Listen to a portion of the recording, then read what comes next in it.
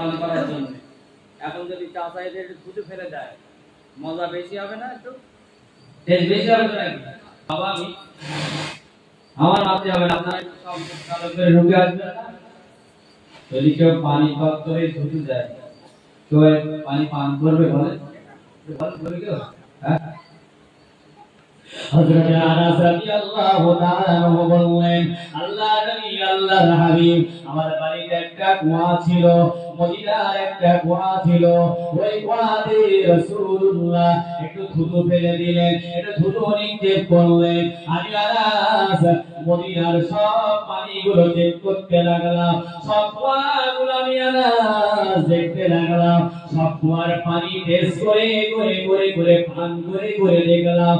আল্লাহর নবী আল্লাহর হাবিব আমার পায়ে থুতু ফেলার কারণে আল্লাহ পাক আমার নবীর থুতুর ওসিলায় আমার কুয়ার পানিটা আল্লাহ মিষ্টিতে পরিপূর্ণ করে দিয়েছে।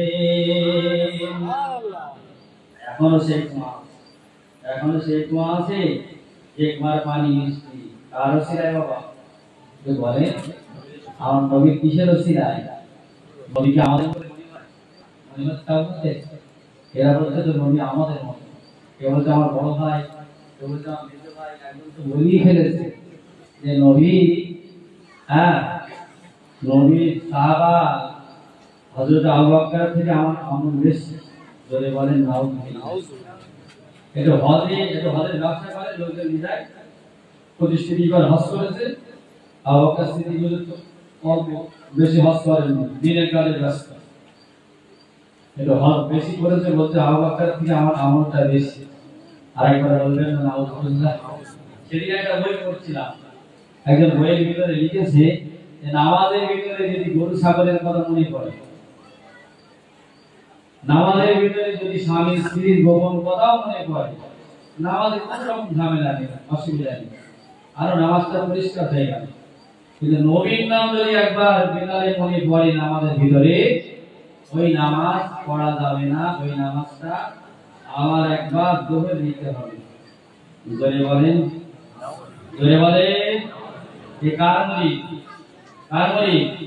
যদি ইংলিশের খালাতো ভাই, তাই না? ইংলিশ স্বয়ং এসে কানে প্রচার করে, তাই না?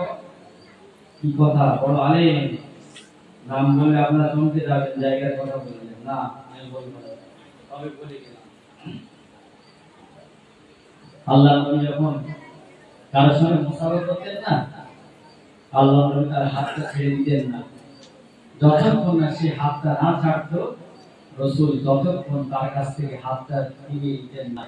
এমন আখলাক ওয়ালা নবী আল্লাহ পাক আমাদের জন্য পাঠিয়েছেন। জোরে বলেন সুবহানাল্লাহ।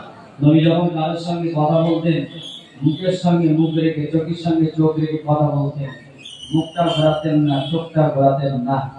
সব সময় রাসূল মুস্কি মুস্কি হেসে হেসে থাকতেন, খুশিতে খুশিতে থাকতেন। আমি খুশি থাকলে আরেকজন মানুষ খুশি থাকবে। রাসূল বলেন খুশি থাকা রাসূল